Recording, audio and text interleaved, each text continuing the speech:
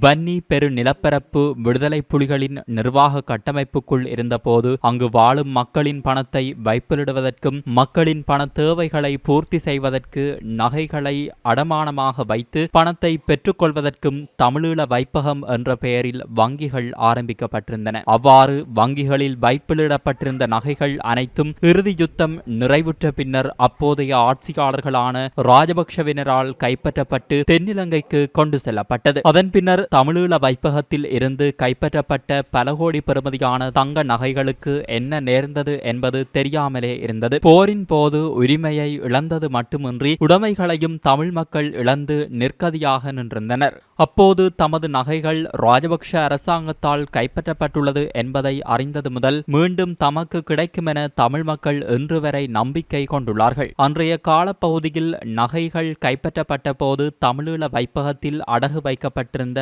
மற்றும் பாதுகாப்புக்காக வைக்கப்பட்டிருந்த தங்கங்கள் பாதுகாப்பான முறையில் உரியவர்களின் பெயர் மற்றும் முகவரி குறிப்பிடப்பட்டு பாதுகாப்பாக பொதியிடப்பட்டிருந்ததாக அரசாங்கம் அறிவித்திருந்தது. ஆனாலும் அவ்வாறு பாதுகாப்பாக பெயர் ஆதாரங்களுடன் இருந்த நகைகளை இன்று வரை உரியவர்களிடம் ஒப்படைக்காமலேயே இருந்துள்ளனர். தமிழ் மக்களின் தங்கங்கள் ரகசியமான முறையில் வெளிநாடுகளுக்கு கடத்தப்பட்டதாகவும் தகவல்கள் கசிந்திருந்தன. இருப்பினும் தமிழீழ வைப்பகத்தில் இருந்து கைப்பற்றப்பட்ட தங்கங்களின் பெறுமதி என்ன, எவ்வளவு தங்கங்கள் கைப்பற்றப்பட்டன என்பது தொடர்பான முழுமையான விவரங்கள் இதுவரை எந்த அரசாங்கத்தினாலும் வெளியிடப்படவில்லை. இவ்வாறான நிலையிலேயே இராணுவத்தின் பொது பாதுகாப்பில் இருந்த ஒரு தொகுதி தங்க ஆபரணங்கள் மற்றும் வெள்ளி என்பன நேற்றைய தினம் பதில் பொலிஸ் மா அதிபரிடம் ஒப்படைக்கப்பட்டுள்ளன. ஆனால் யுத்த காலத்தில் இராணுவ தளபதியாக செயல்பட்ட சரத் பொன்சேகா அண்மையில் ஒரு நேர்காணலின் போது இறுதி யுத்தம் நிறைவுற்ற பின்னர் 220 கிலோகிராம் தங்கத்தை போலீசாரிடம்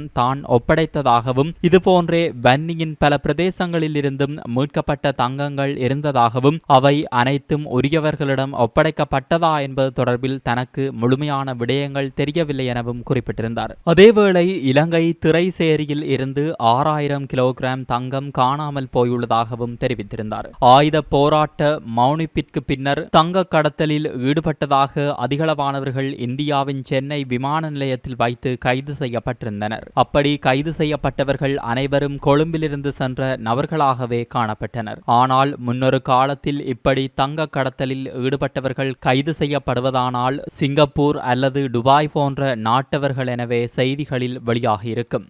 யுத்த முடிவிற்கு பின்னரான காலகட்டத்தில் கொழும்பிலிருந்து தங்கம் கடத்தி சென்றவர்கள் சென்னை விமான நிலையத்தில் வைத்து கைது செய்யப்படும் சம்பவங்கள் அதிகரித்திருந்ததையும் இதன்போது நினைவூட்ட முடிகிறது. இவ்வாறான நிலையிலேயே விடுதலை புலிகள் அமைப்பினரின் தமிழீழ வைப்பகத்திலிருந்து இராணுவத்தினரால் கைப்பற்றப்பட்ட பொதுமக்களின் விலை மதிப்பற்ற தங்கம் மற்றும் வெள்ளி ஆபரணங்களில் ஒரு தொகுதி நேற்று பதில் பொலிஸ் மா அதிபரிடம் உத்தியோகபூர்வமாக ஒப்படைக்கப்பட்டன. பல ஆண்டுகளாக நீடித்து வந்த எதிர்பார்ப்புக்கு மத்தியில் பத்திரமுல்லையில் உள்ள இராணுவ தலைமையகத்தில் நேற்று இந்த சம்பவம் நடைபெற்றது. போரின் கொடிய கரங்களால் பறிக்கப்பட்ட மக்களின் சொத்துக்கள் மீண்டும் உரியவர்களிடம் சேர்ப்பதற்கான முதல் கட்டமாக இது பார்க்கப்படுகிறது.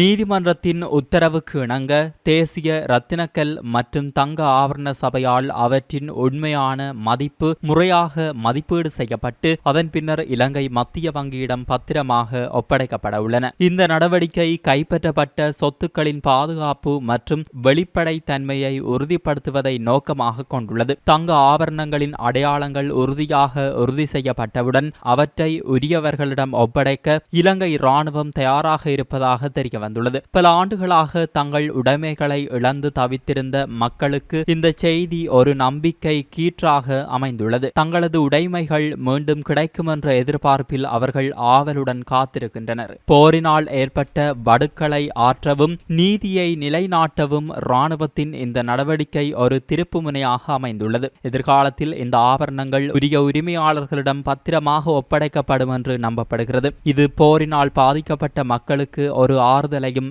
நம்பிக்கையையும் அளிக்கும் என்பதில் சந்தேகமில்லை. වැඩවන්න පොලිස්පතිතුමා කිව්වා වගේ අද උදේ සාකච්ඡාවක් පැවැත්වුණා. නීතිපතිතුමාත් එක්ක අපි කතා කෙරුවා. ඉතින් අපේ රාජකාරිය වෙන්නේ උසාවි නියෝගයට අනුව ඒ ස්වර්ණාභරණ අපිට ලැබෙන්න සලස්වන ශ්‍රී ලංකා පොලිසිය මාර්ගයෙන් ඒ පොලිස් නිලධාරීන් ඒ ස්වර්ණාභරණ මැණික් සහ ස්වර්ණවර්ණ අධිකාරියට රැකුම් සුරැකවම ගෙනල්ලා දෙනවා.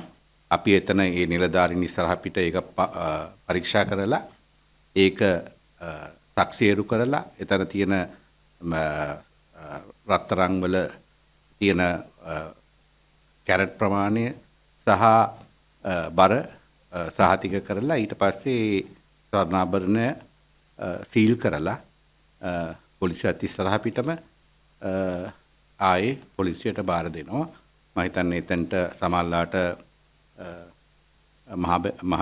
මහ බැංකුවේ නිලධාරීත් සමහරලාට එන්න පුළුවන්. ඊට පස්සේ එතනින් මම හිතන්නේ අපේ ප්ලෑන් එක කෙලින්ම එතනින් මහ බැංකුවට ඒව ගිහිල්ලා තැන්පත් කරන්න. ඒක තමයි අපිට අපේ අධිකාරියට පැවරලා තියෙන රාජකාරිය කියලා මට දැනුම් දීමක් කරනවා. ඒ සම්බන්ධයෙන් අවශ්‍ය නීතිමය ඉදිරි ක්‍රියාමාර්ග ගැනීම සඳහා ශ්‍රී ලංකා පොලිසිය විදියට අපරාධ පරීක්ෂණ දෙපාර්තමේන්තුවට ඒ සම්බන්ධයෙන් යොමු කරනවා. ඒ සම්බන්ධයෙන් අද මූලික නීතිමය ක්‍රියාමාර්ග ගැනීම සම්බන්ධයෙන් සාකච්ඡාවක් ගරු නීතිපතිතුමාගේ නීතිපති දෙපාර්තමේන්තුවේ පැවැත්වුණා. නීතිපතිතුමාගෙන් ලැබුණු උපදෙස් පරිදි ඒ සම්බන්ධයෙන් ඉදිරි ක්‍රියාමාර්ග ගැනීම සඳහා ඉදිරියේදී අධිකරණයට කරුණු වාර්තා කළා. මේ රත්රන්යයි සැලකෙන දේපල නිසි පරීක්ෂාවකට ලක් කළා. ඒවාගේ තියෙන රත්රන් ප්‍රමාණය සහ ගුණාත්මක භාවය පරීක්ෂා කිරීම සඳහා ස්වර්ණාභරණ මැණික් සහ ස්වර්ණ අධිකාරිය පරීක්ෂා කිරීමකින් අනතුරුව ඉදිරි ක්‍රියාමාර්ග ගැනීමට කටයුතු කරනවා.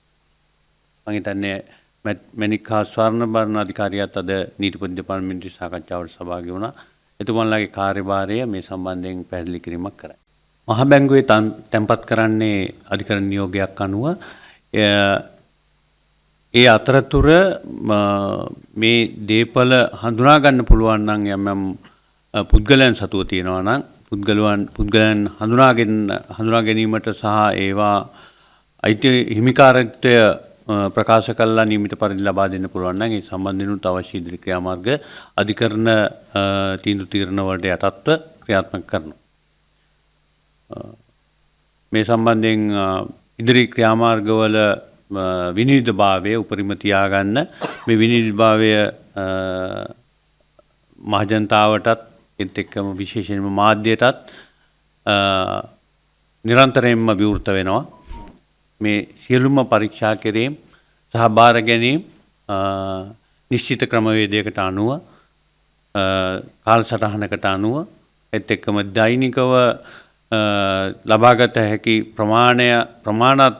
ප්‍රමාණය අනුව ශ්‍රී ලංකා පොලිසියෙන් බාර ගැනීම සහ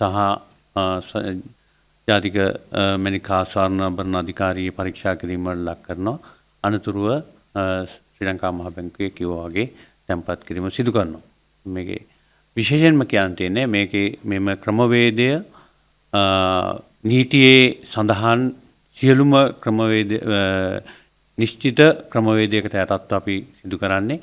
ඒ සම්බන්ධයෙන් අනාවරණය කරගත හැකி කරුණු சம்பந்தයෙන් අනතුරුව விமர்சன கட்டிட்டு ஆரம்பிக்கணும்.